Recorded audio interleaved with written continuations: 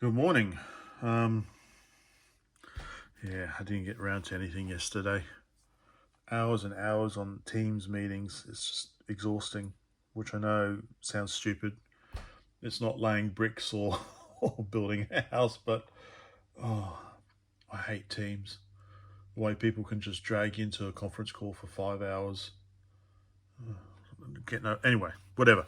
So, shall I open this up? I think it's a Leningrad, from what I can tell. So I've already taken, it's got two screws here. So it's, like I say, it's a nice metal case. Shit keyboard.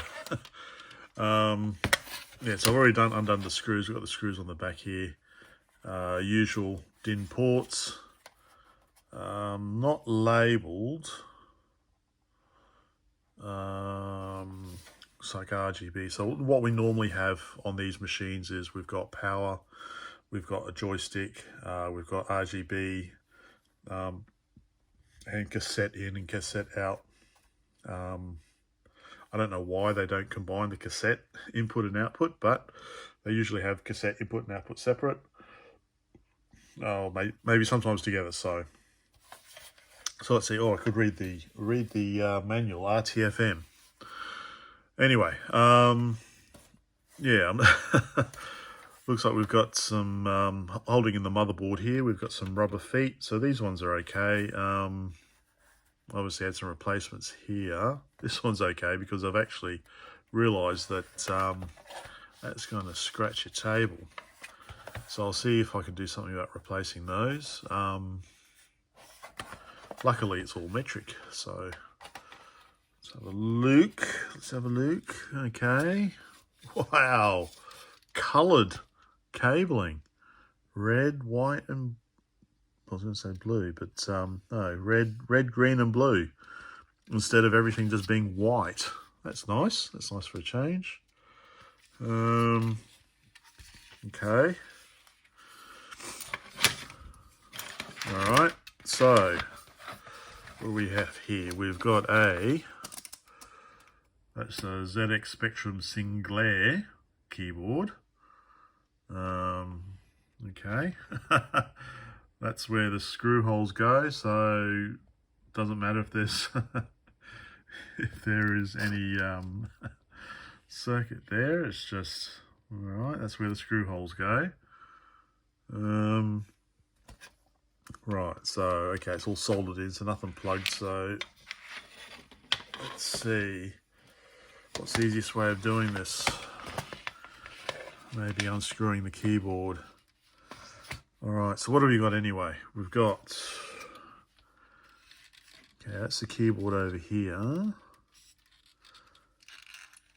Okay, so that's going to, I would say that would be going to cursor keys, won't it? Okay, we've got cursor keys along the top. So I guess that'll be Kempston. So this will be the joystick interface here.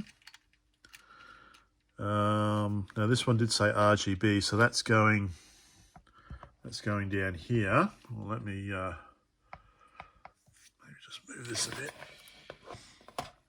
So that's going down here. What have we got here? Yeah, we've got RGB and V written. And maybe sync over there or something. So this will be RGB, this red one. Sorry, I'll zoom out again. So this will be RGB. Now normally when there's two, you'd think there's power, but there's two lots of two. So is this, oh, surface mount. So as this is also near the video, maybe this is just composite. Maybe this is composite video out. And then this is power. That one. So composite video, power, RGB, joystick, reset button going somewhere to the Z80. And this one would be cassette, maybe cassette in and out, I would say. Cassette input and output. I can't see anything written on the board, so maybe it's a Leningrad clone or a clone of a clone or something based on the Leningrad, because it does have this kind of prototyping area here, which I've seen on other Leningrads. Well, I've seen in pictures. So what else we got? We got usual memory here, KR565 RU5s, 64 kilobit DRAMs. Oh, we've got some 7.4. We've got some 7.4 logic. Wow, not some strange K, Russian K. So there's some 80s in here. It's 87. Was that an 89?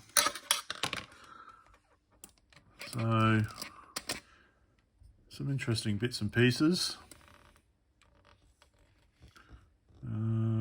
92. So yeah, so this will be definitely, it's Soviet design, but I'd say post-Soviet built. You know, like, I don't know, Belarus. Well, this came from Belarus.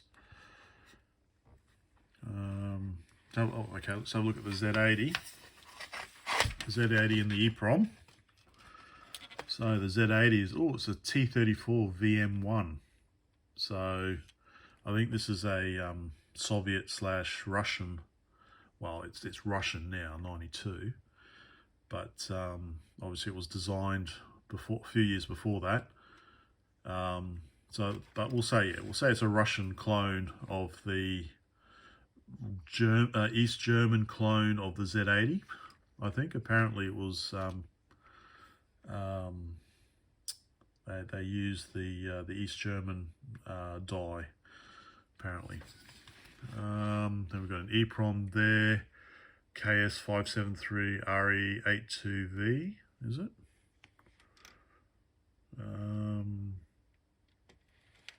82? Is that an 82 date stamp?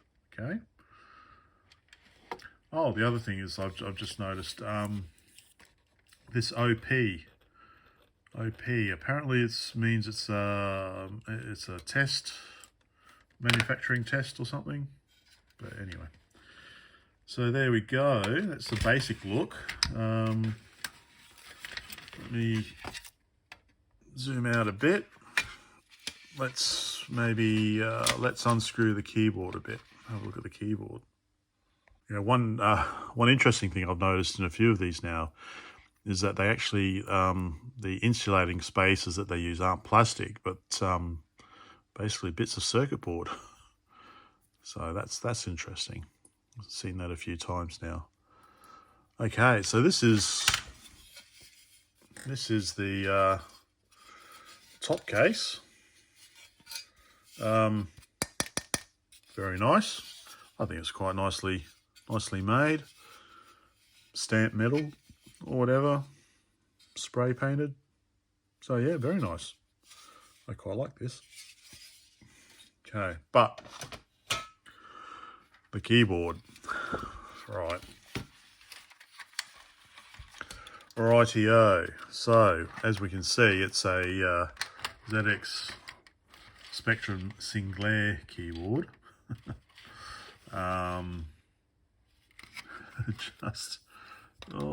There's just long as there's some continuity there. But I guess if that's where your screw posts are, then that's where your screw posts are.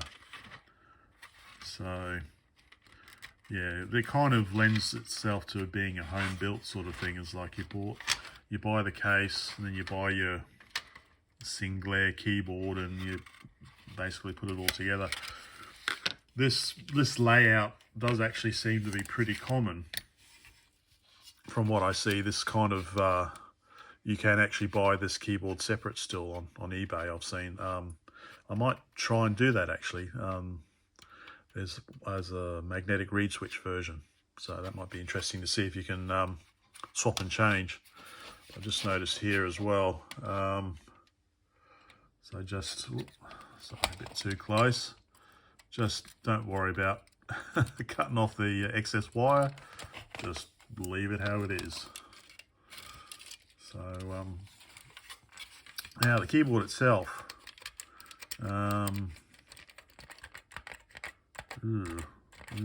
Okay.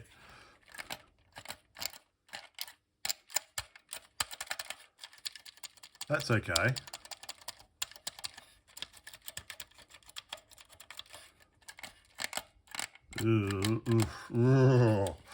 Like fingers down a chalkboard. Oh, I'm not too happy about that. It's also interesting though, they're not actual individual key switches, but they're in a set of 4, set of 2, set of 4.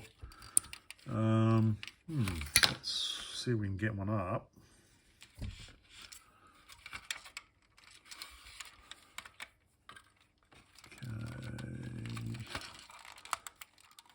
I think it's just a clip on either side. If you have a look, there's just a plastic clip. So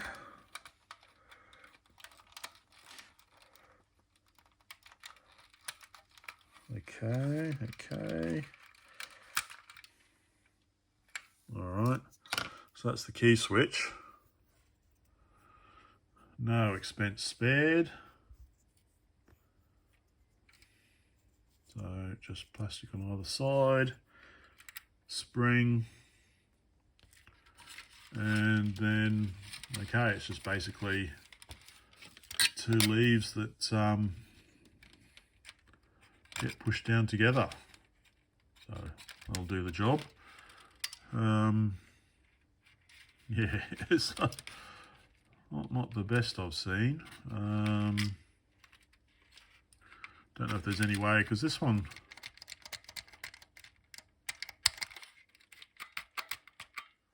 see, that's getting stuck as well. Yeah, I'm not too impressed. Yeah, I'm gonna have to have a think about that keyboard. I'm not sure what I can do about it, apart from replacing it. Which is possible, because, say, this is they had quite a cottage industry, didn't they, in the Soviet Union? That's yeah. All right, so that's the keyboard.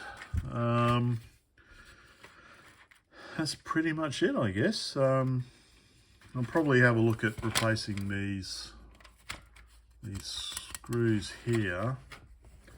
I'll either see if I can get a new set of these, or maybe just put these in separate and then have a separate rubber foot there. So yeah, that's the what I think is a Leningrad, but please do correct me if I'm wrong, because I can't see any other labeling on it at all. And definitely, as the guys have said in the comments, it's a homemade version, homemade kind of kit, really. I'd say not too bad. I like the use of different colour wiring. The wiring's good. The wiring's good. Keyboard's crap. That's not their fault. That's just what they bought. But yeah, this is a neat little. If just the keyboard was, if it had a better keyboard, then this would be, you know. If I had the choice between a dead skin, dead flesh Spectrum or one of these, especially with all the standard DIN ports and RGB out, then I'd definitely choose this. All right, well, I'll put it back together, and next video will be powering it on and seeing if it works. So I've got cables, but of course, they don't standardize. So I don't know if I'm going to have to redo new cables. I have to check. Anyway, I hope that was of some interest.